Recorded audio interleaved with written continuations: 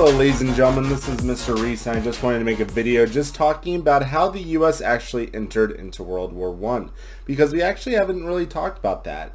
So with that being said, we're going to get started with it. So before we begin anything, there's a video that I want you to watch. I'm actually going to play it after I get done talking about the questions you're going to answer with this. But one thing that I do want to talk about before we actually start the video is, like, why does Woodrow Wilson want to keep the US out of the war in general? Okay, so there's basically two different reasons why, one of which he believes is that World War I is actually a European war and the Americans don't need to get involved. And then second, he had this ideology of what we call isolationism. And as you guys see in the top left here, that is the term that we see. Now, isolationism, the stem word is isolation. So he believed that the U.S. was this, isolated lands where, we had Canada and Mexico, but we don't really fight with them that much. We had two oceans on both sides of us, and we really didn't want to get involved with anything, at least what Woodrow Wilson says, because it's just not necessary, and it's not what we want to really talk about or want to do at this point in history. And so when we talk about this in the video, there's actually two other reasons why the U.S. actually entered World War I. And with that being said, I'm going to play the video right now.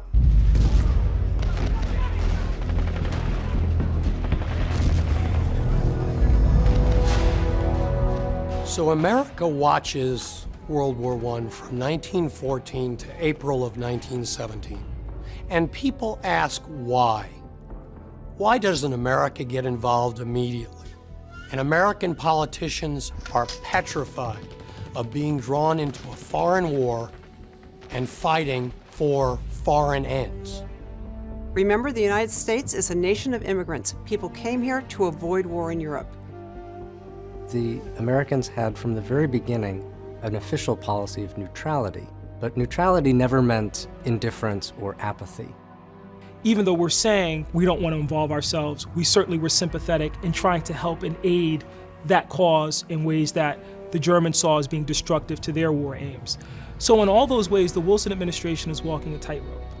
Woodrow Wilson, after all, runs for re-election in 1916 on the slogan, "He kept us out of war."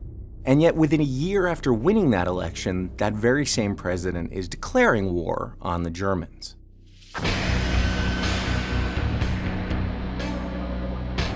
Ultimately, the triggering event that brings us into the war is Germany's decision to revive unrestricted submarine warfare.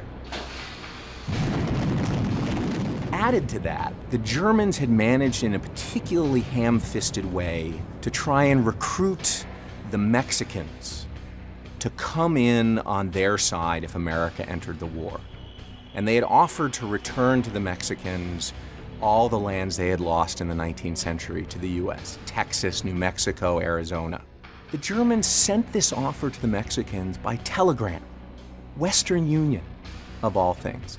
Only what they didn't realize was the Western Union office was in London. And so the British captured the telegram and promptly sent it to the US and released it in public. And that angered the American people so much that, combined with unrestricted submarine warfare, Wilson felt that he had to take the US into the war against Germany and Austro-Hungary.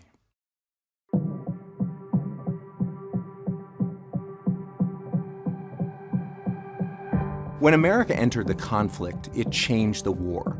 Although not as much as everybody expected, because just as America was entering the war, Russia was dropping out. Now, it's a race. As Russia is leaving the war, can the United States get enough troops in to tilt that scale in favor of the Allies?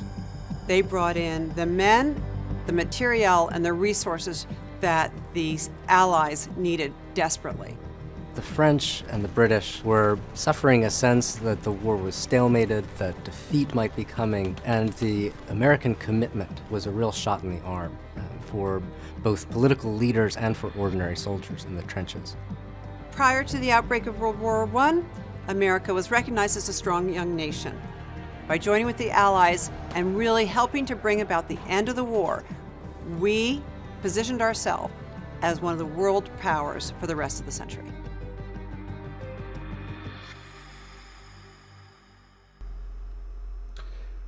Alright, so you guys should have the video kind of completed, and you guys should actually have those reasons down and written down right there. So that being said, we are going to move forward to what Woodrow Wilson says. And for this, I do want you to highlight a reason given by Wilson when it comes to this idea of isolationism and why he believes isolationism is the way to go in World War I.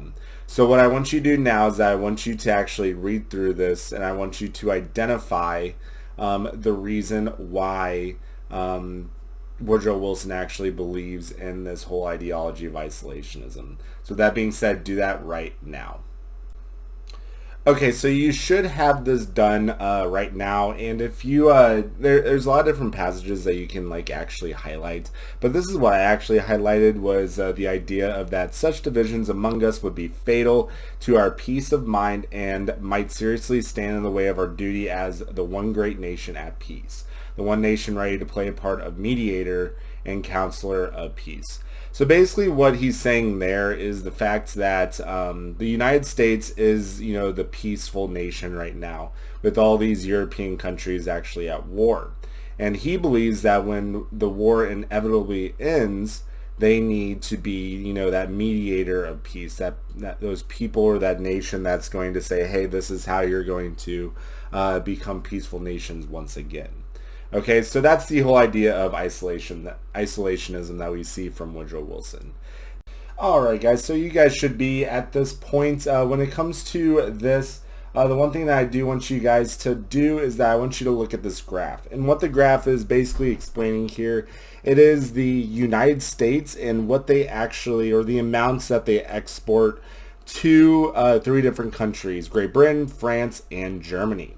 Alright, so as you can see, Great Britain is the black stripe here, France is the kind of light gray stripe, and then Germany is the other stripe, the darker gray stripe.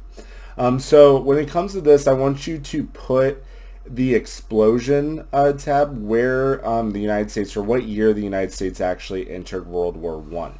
Alright, and then when you get done analyzing the graph at that point, I do want you guys to identify some things that you notice about the U.S. exports over this time period. So take a moment and pause the video right now, and I will get back to you guys in a little bit.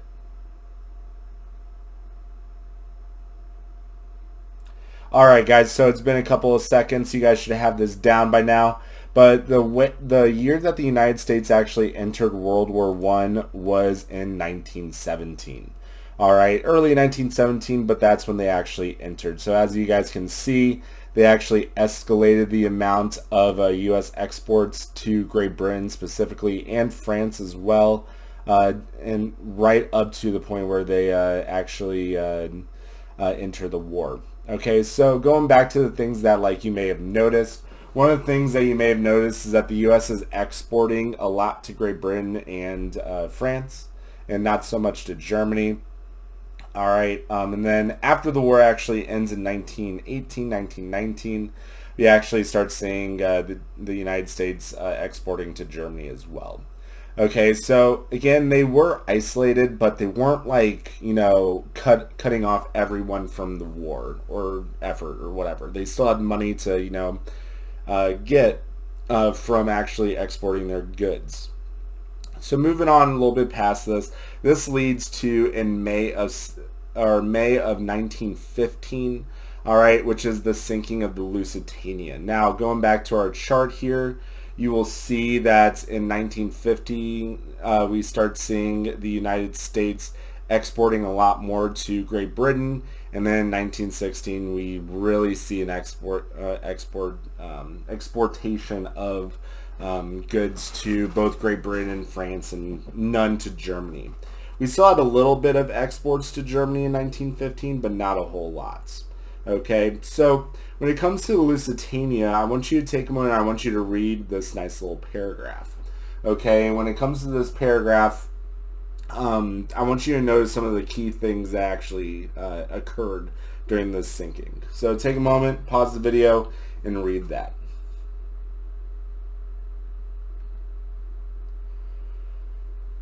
Okay, so when it comes to this event that happened in May of 1915, the Lusitania was obviously a British ship. All right, but the big thing is that it was sunk by a German submarine or a German U-boat, which is, as we talked about, a new technology of World War One. Now, in the last line that we see here, all right, it sank in 18 minutes after the torpedo hit.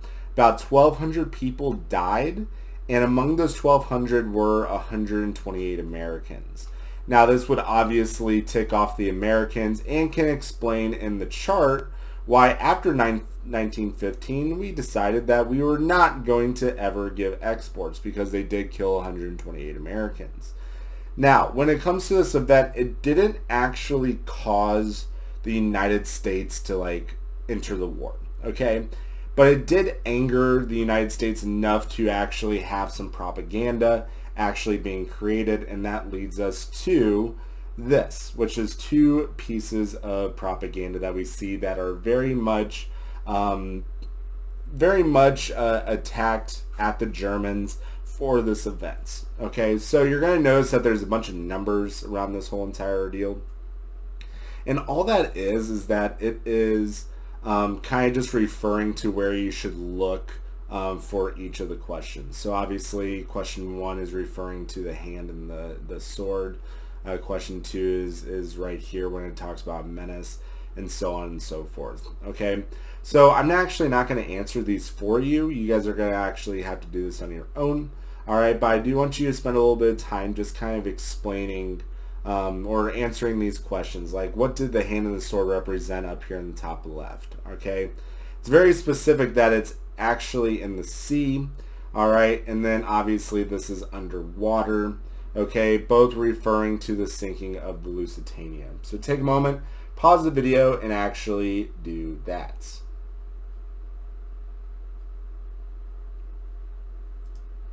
All right, so moving on, this is the second event that actually leads to the United States entering World War I, and that is the Zimmermann Note.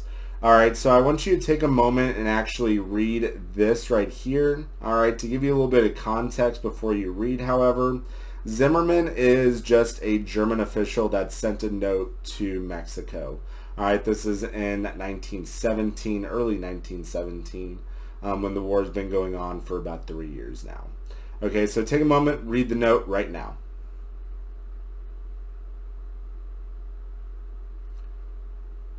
Okay, so obviously after you have read this note, you're going to notice a couple of things. First of which is the fact that the Germans wanted help from Mexico to actually have the United States not enter World War I, okay?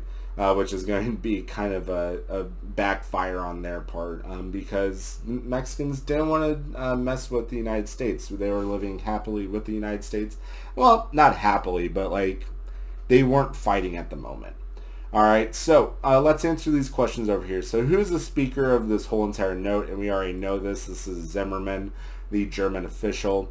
All right, so what is the occasion? Basically, what's the date and context of this?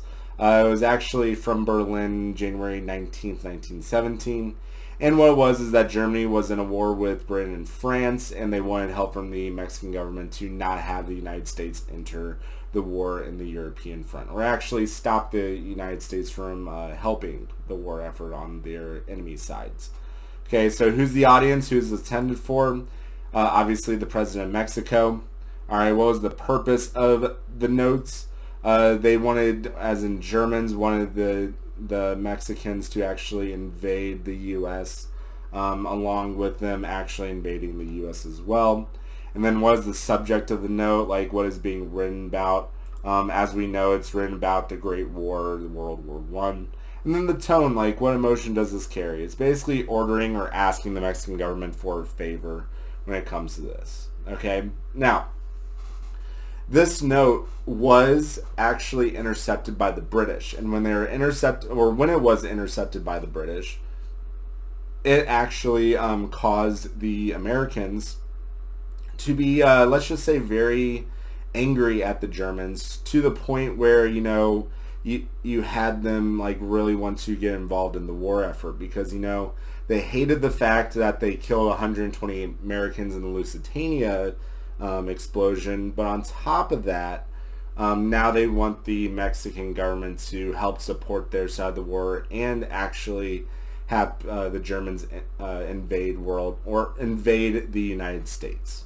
So this is going to lead the United States finally declaring war on Germany, and is the main sway in the war that actually allows the British and the French to actually win this war. Okay, so last thing I want you to do is that I want you to answer this question. So why was it so hard for the U.S. to continue this policy of isolationism and neutrality? And then I want you to define isolationism in this response. On top of that, I want you to explain the two reasons and or the two events that caused the U.S. to enter the war in general. Okay, I do want you to do this in paragraph form. All right, so after you guys get done with that, you guys may turn it in. And with that being said, if you guys have any questions, just let me know.